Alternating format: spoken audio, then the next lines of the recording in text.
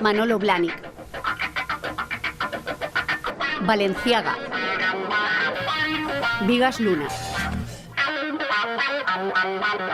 Cómic.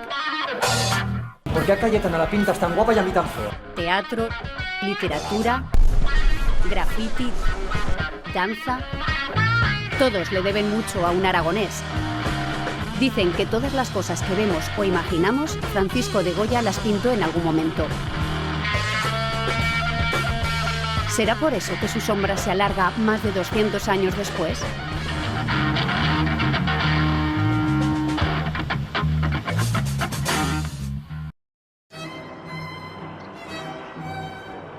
Se le conoce como el Pequeño Palacio Real. Liria era ya la residencia de los duques de Alba cuando Goya vivía en Madrid. Eran miembros destacados de la corte y fueron retratados por el artista aragonés. 6 generaciones después, el pintor sigue muy presente aquí. La primera vez que fui al Prado me impactó mucho el cuadro del albañil herido. Claro, tenía 4 años, entonces me quedé muy preocupado y preguntaba, bueno, ¿y este pobre señor qué le ha pasado? Y no sé qué. Incluso hasta el día siguiente pregunté que cómo estaba. Goya pintó al 13º duque de Alba, José Álvarez de Toledo, y en varias ocasiones a la duquesa, Teresa Cayetana de Silva. Él la llamaba Su Excelencia. Ella a él le llamaba Francho. ¿Qué te pasa, Francho? Estás muy solo. ¿Qué te pasa? ¿Por qué no vienes con nosotros? Esta mujer era simpática, era muy popular, era atractiva, pero fue un desastre para la casa de Alba, ¿eh? Mi abuelo no la quería nada y probablemente con razón. Ella era una mujer que no tenía sentido de casa ninguno.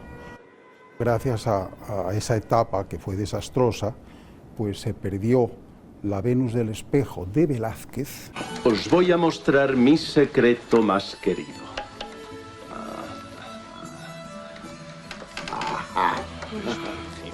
Un hermoso cuadro.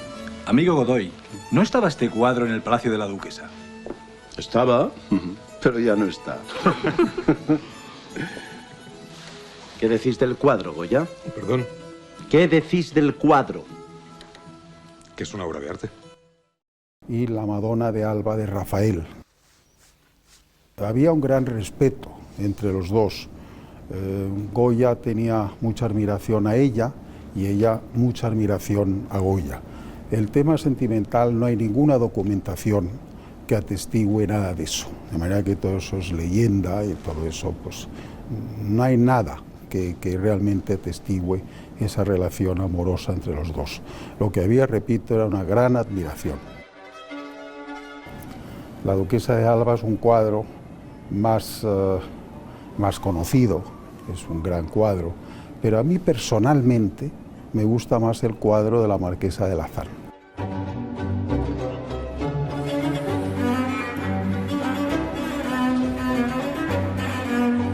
Me gusta mucho el vestido, ¿verdad?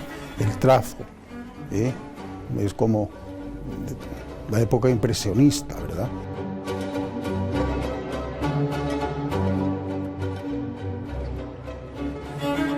El vestido es maravilloso, tiene ese trazo moderno, ¿verdad? Que para la época fue verdaderamente revolucionario, sí, sí.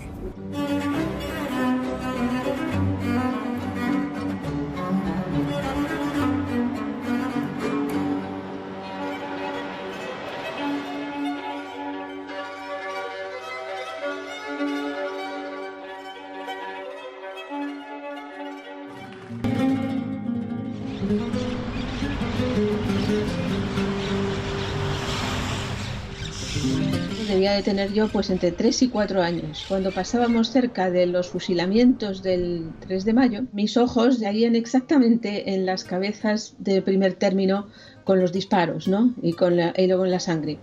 Y a mí eso me produjo un verdadero choque a esa edad.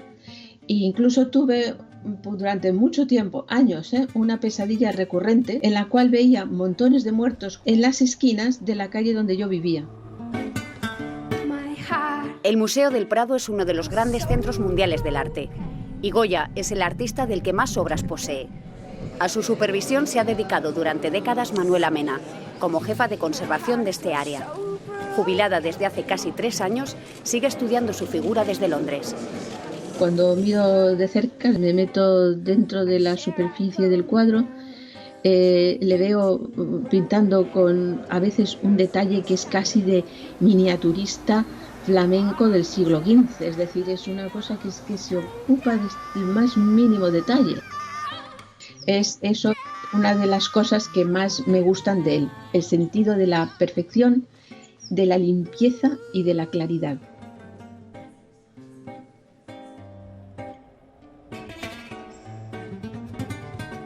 He elegido el 2 y el 3 de mayo en primer lugar porque son una pareja. La unión entre ambos en colorido, en líneas de composición, en los personajes que está utilizando. Y la libertad creativa la tiene Goya por encima de todo, porque incluso en el 2 y el 3 de mayo no se pliega a la política del gobierno, ¿no? Sino que está atacando la violencia extrema de lo que ha sucedido allí por un lado y por el otro, en un equilibrio perfecto. I can see these explosions, but I can't hear them. I'm deaf. I am completely deaf now. But every morning I thank the Lord that He hasn't taken my sight away, that I've been able to witness and record what has been happening here. Que él no era violento para nada, sino que él ataca la violencia. Es una de sus grandes ideas, la violencia en todos los terrenos. No le gusta, no puede con ello.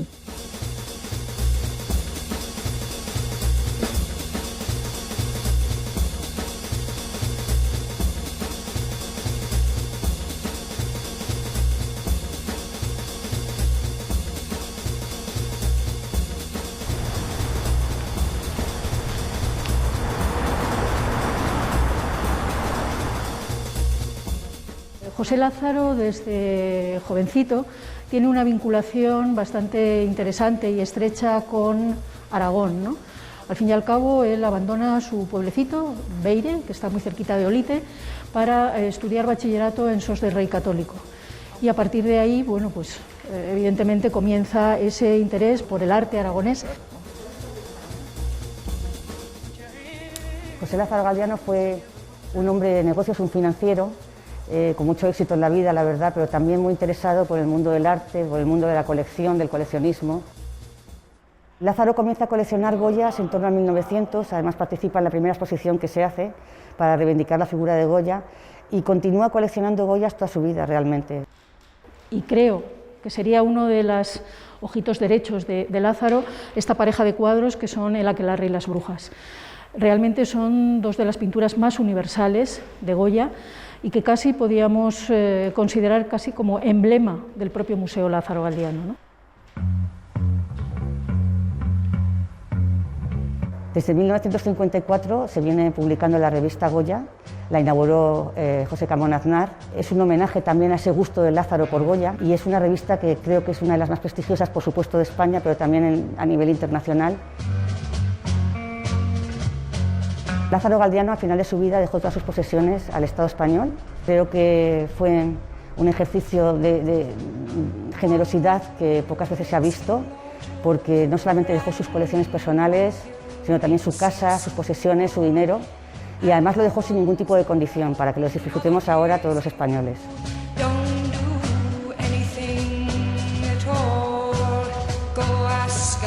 En Washington se encuentra una de las mayores expertas del mundo en Goya.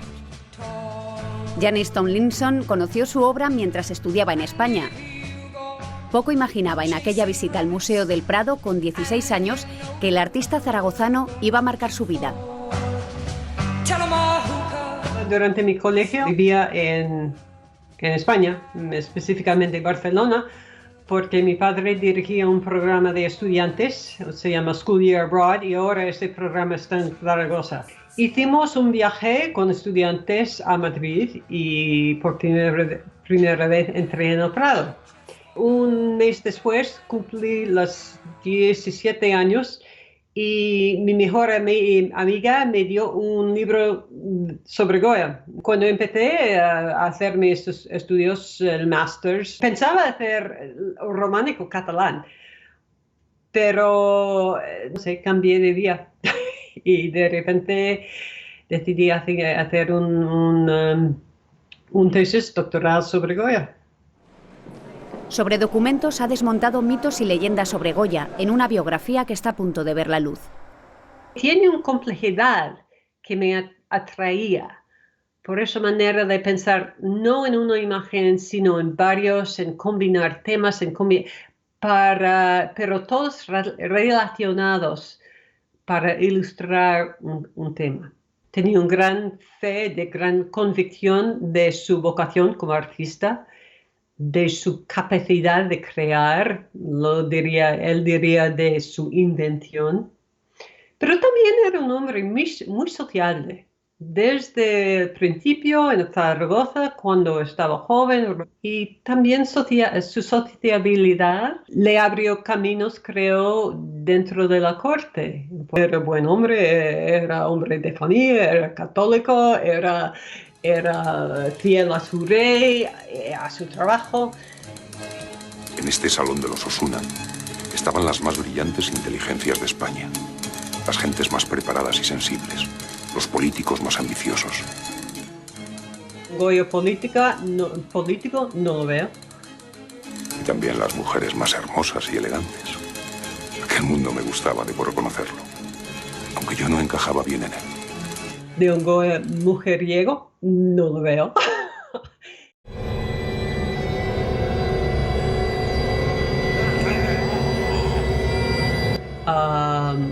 De un Goya deprimido, no lo veo.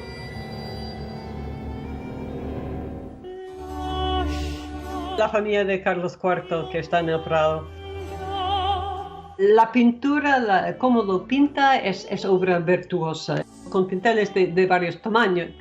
Pero a la vez, si miras, por ejemplo, las medallas que lleva Carlos IV, sus pincelados más fuertes que tenían la intención. Y eso siempre a mí me fascina, porque esta presencia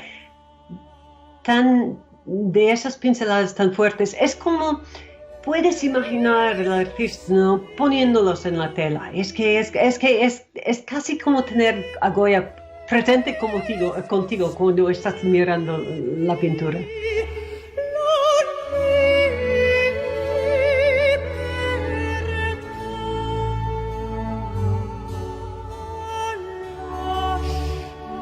En esta noche oscura de esta vía, que bien sé yo por fe la fuente. Mi primer recuerdo que me lleva a Goya es en el Museo del Prado. Y el sentimiento que tuve es mucho miedo. Era como reconocer algo que conocía. Me parecía que había pintado esa oscuridad, esa humedad, ese olor que el ser humano puede tener, ¿no? Y justamente era un periodo en mi vida en el cual no quería nada que ver con esa rebelión de verdad de la miseria humana, porque yo venía de una parte muy oscura de la sociedad y muy marginada, muy húmeda. Y salí corriendo. Dije, no, en esa sala no entro. Me costó un par de años entrar otra vez en la sala de las pinturas negras. Y cuando entré, por segunda vez, decidí que sería mi maestro. Entonces Lita Cabellut tenía 15 años. Aquella experiencia le cambió y decidió dedicarse al arte. Su formación le llevó a Países Bajos, donde vive desde hace décadas. Esta artista, nacida en Sariñena, reconoce la influencia de Goya en su trabajo. Me ha enseñado lo que es la fuerza de la pincelada, la rebelión del color y los contrastes, la composición desconstruida y enfocada de otra manera.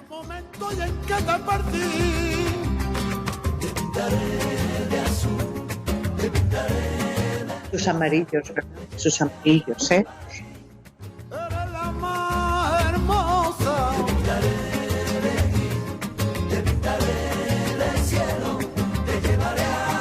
Lo que Goya nos está realmente recordando es que el objetivo de comunicar lo que quieres comunicar, lo que quieres transmitir, es mucho más potente que el material o el sentimentalismo o el euforismo o cualquier otra cosa.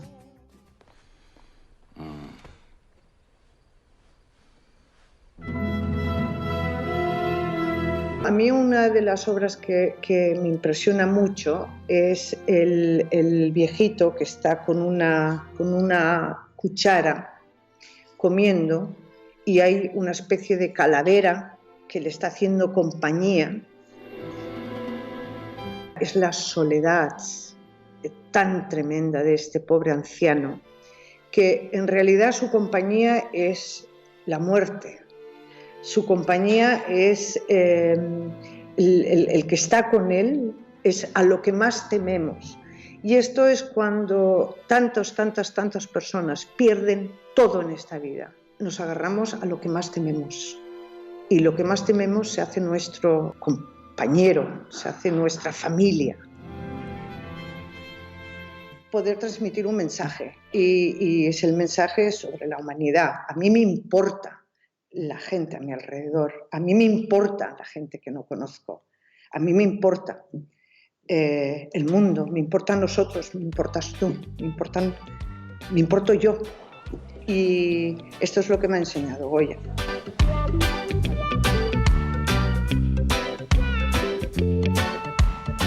En los mapas del cielo el sol siempre es amarillo. Eso me sorprende mucho porque Goya ha sido un pintor muy importante y que se haya presentado a un concurso y no haya ganado, pues es un poco chocante, ¿no? Sí que es chocante que Goya perdiera un concurso de pintura en la ciudad italiana de Parma. También lo es que un niño de 11 años hable así del pintor de Fuendetodos. Guillermo estudia sexto de primaria y le gusta jugar a fútbol, el arte y la historia.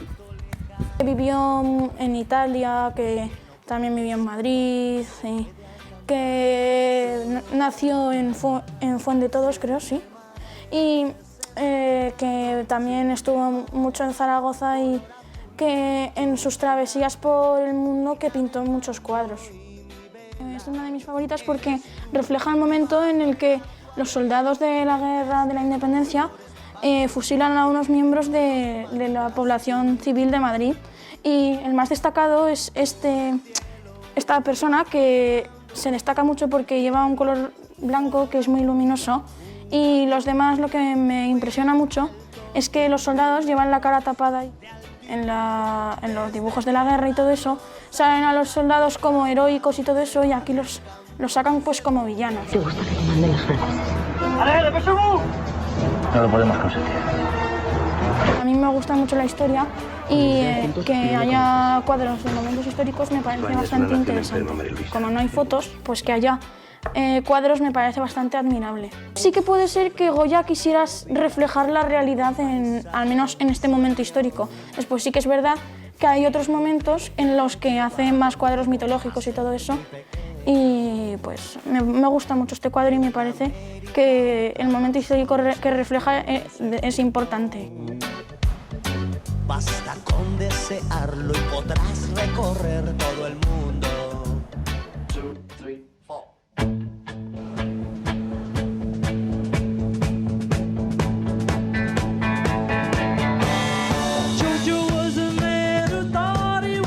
Hasta 275 años después llega la influencia de Goya, que impacta con su arte desde entonces.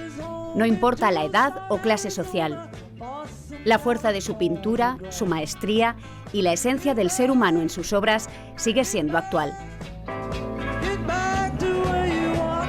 Ya entonces acertaban a pensar que había algo en él que era futurible. Goya, tu gloria será eterna, digamos, y así como ahora vienen a ver a Rafael, los extranjeros van a ver a Rafael, a ti vendrán en el futuro a ver tus obras en España. Goya es actualidad, ¿no? Es el pintor de la modernidad y es un pintor que realmente reflejó en su momento muchas de las situaciones que actualmente se están dando. Es que cada generación descubre algo nuevo en Goya, ¿no? Creo. Y es que también hay tantos Goyas. Goya fue tan genio que sigue actual y seguirá en la actualidad siempre. Goya es la lengua de la ética actual. Todo el mundo está confuso. Eso es tan bonito, recordar y realzar a Goya en este momento, porque de eso se trata, de que la confusión en el ser humano es necesaria para crecer.